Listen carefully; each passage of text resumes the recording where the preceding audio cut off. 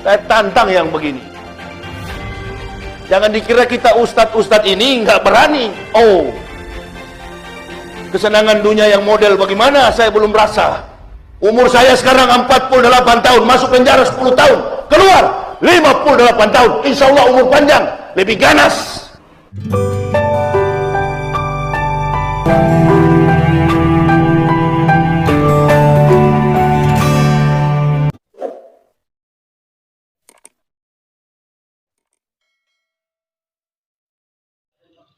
Salam teman-teman sekalian, berjumpa kembali dengan saya Arif Kule di channel TV Laskar Kristus ini. Pada kesempatan kali ini teman-teman sekalian, kita akan membahas tentang Ustadz Yahya Holoni. Seperti yang teman-teman tadi itu lihat dari awal, dari cuplikan di awal, bahwasanya dia itu tantang untuk dipenjara teman-teman sekalian ya. Jadi kata dia, kalau seandainya dia dipenjara, maka dia dipenjara selama 10 tahun, sekarang dia udah umur 48 tahun.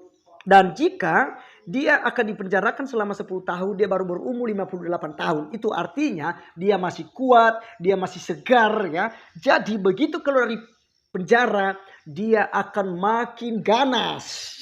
Ya teman-teman sekalian, mungkin teman-teman bisa lihat dari awal lagi ya. Bisa lihat dari awal videonya, dia sendiri yang berkata ya, bahwasanya dia akan keluar dari penjara dan dia akan makin ganas. Kalau selama ini tuh mungkin hanya bilang bebek ya, mungkin kalau dia udah keluar dari penjara nanti dia bilang lagi tuh yang lain-lain lagi teman-teman sekalian, bebek. Ya, jadi dia akan maki-maki lagi, dia akan makin jahat dan bisa jadi ya, dia akan menjadi seorang yang bengis ya, kalau saya maknai apa yang disampaikannya. Nah teman-teman sekalian, apakah seperti ini ya yang dilakukan oleh saudara kita yang kadurun-kadurun yang memang mengidolakan Yahya Holoni? Teman-teman, sebenarnya sangat jelas di sini kita melihat bahwasannya Yahya Holoni bukanlah sosok pemimpin yang bisa dicontoh ya.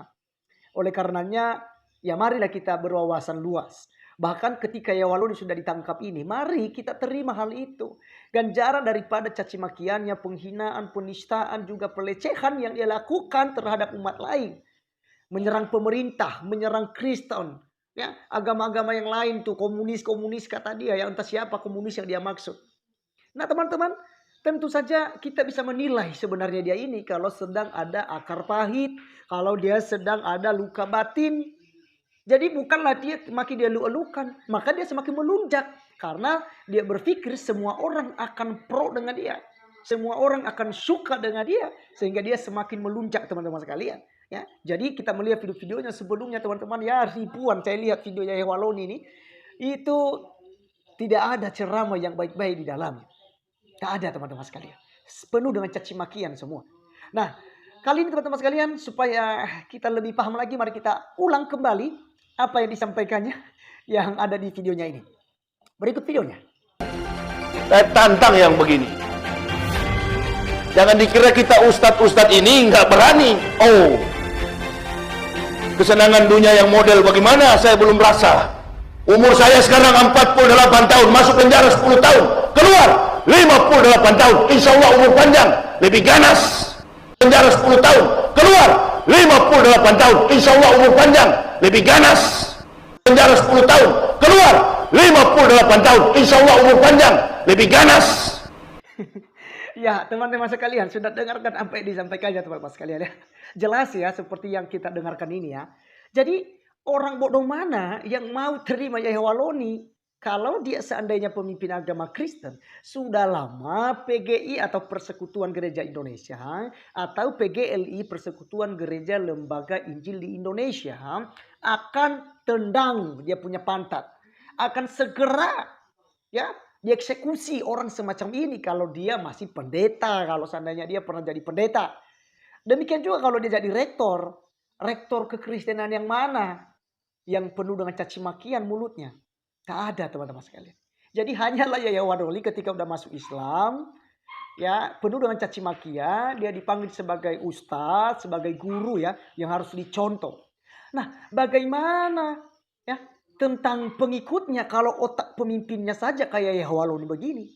Lebih bengis lagi. Karena orang bilang tuh, guru kencing berdiri, murid kencing berlari. Artinya makin lebih ini lagi kalau murid-muridnya. Kalau gurunya itu hanya bilang caci makian dan ini semua, mungkin murid-muridnya akan jadi bengis. Ya, jadi bengis teman-teman sekalian ya, seperti hukum Taliban di Afghanistan mungkin ya, akan buat demikian ya.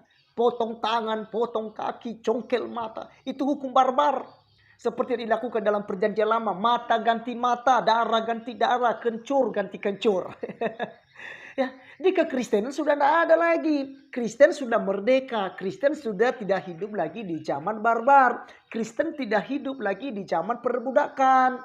Seperti di perjanjian lama. Sekarang sudah perjanjian baru dengan darah Yesus Kristus. Yang menebus umat manusia dari segala dosa dan pelanggaran mereka. Oleh karenanya orang Kristen dikatakan sebagai orang yang merdeka. Nah teman-teman sekalian, kabar gembira ya. Kabar gembira nih. Ya teman-teman, kabar gembira. Apa kabar gembiranya nih? Mari kita membaca satu artikel yang ditulis ya oleh seorang penulis ya di Google ya. Di mana di sana dikatakan teman-teman sekalian, MUI kecam Yahya Waloni. MUI atau Majelis Ulama Indonesia menyatakan bahwa Yahya Waloni bukanlah seorang ustadz. Yahya Waloni bukanlah tokoh agama Islam. Wow, sadis ya teman-teman ya. Oleh karenanya mungkin teman-teman penasaran, kita langsung saja untuk menonton videonya yang ada berikut ini. Suaramalang.id. MUI tegaskan Yahya Waloni bukan ustadz. Ilmunya belum masuk standar. Wow. Aneh ya. MUI tegaskan Yahya Waloni bukan ustadz. Ilmunya belum standar. Wow. Teman-teman sekalian. Saya juga heran ya. Kok setelah Yahya Waloni ditangkap, ada pernyataan MUI semacam ini. Bahwa Yahya Waloni tidak termasuk ustadz karena ilmunya tidak masuk standar. Ini lucu teman-teman sekalian ya. Selama ini Yahya Waloni begitu banyak video yang viral-viral dan membawa nama Islam. Sekali lagi, membawa nama Islam dan membawa Allah dan Nabi Muhammad. Tapi tidak pernah ada kecaman di luar sana. Yahya Waloni itu ya bukan ustadz. Bahkan Dewi Sanjung teman-teman sekalian sering berkata bahwa saya akan mengadukan kepada MUI supaya Yahya Waloni tidak lagi dipakai untuk ceramah-ceramah. Dilarang keras di seluruh Indonesia. Tapi sampai pada sebelumnya ditangkap Yahya Waloni itu belum ada pernyataan seperti ini. Baru setelah Yahya Waloni ditangkap oleh polisi, oleh Bareskrim, baru ada pernyataan MUI seperti ini. Tapi tidak masalah teman-teman sekalian. Ini artinya bahwa kita punya pemahaman dan orang yang mengidolakan Yahya Waloni selama ini tahu bahwa Yahya Waloni bukanlah seorang ustadz. Maka bertobatlah. Ya, bertobat. Yang mengidolakan, sanjung-sanjung Yahya Waloni, bahkan ikut serta dalam maki-makian yang diucapkannya, penghinaannya terhadap orang Kristen. Hari ini Anda bertobat. Majelis Ulama Indonesia telah menyatakan sikap semacam ini. Jika ini benar ya suaramalang.id ini. Ya jika benar, MUI telah mengecam dan menyampaikan hal ini. Ya, saya rasa begini teman-teman sekalian. Biarlah orang-orang yang mengidolakan dia selama ini, menyanjung Yahya Waloni selama ini, bertobat setelah sudah membaca hal ini. Oke teman-teman sekalian, kita akan lanjutkan membaca ya supaya kita paham bersama. Dan juga nanti ada cuplikan video yang saya ambil di channel Bro Lois Prasetyo ya ketika dia membahas tentang Ustaz Yahya Waloni ini. Oleh karenanya mari kita langsung saja untuk membaca selanjutnya dan juga nanti akan menonton videonya. Berikut videonya. Standar ya. Ini ditulis pada Minggu 29 Agustus 2021. Ya. Ini udah beberapa hari yang lalu ya. Nah teman-teman sekalian, kita akan baca suaramalang.id ini terkait kasus penistaan agama yang dilakukan Yahya Waloni. Ketua Majelis Ulama Indonesia atau MUI Khalid Nafis angkat bicara. Menurut Khalid, Yahya tak bisa dikategorikan sebagai ustadz lantaran ilmunya terbilang masih kurang. Pada program Apa Kabar Indonesia Malam yang tayang di TV One, label ustadz seharusnya tak diberikan ke sembarangan orang. Bahkan kata dia, di Timur Tengah status tersebut hanya diberikan kepada penceramah yang telah menyelami ilmu agama secara akademik.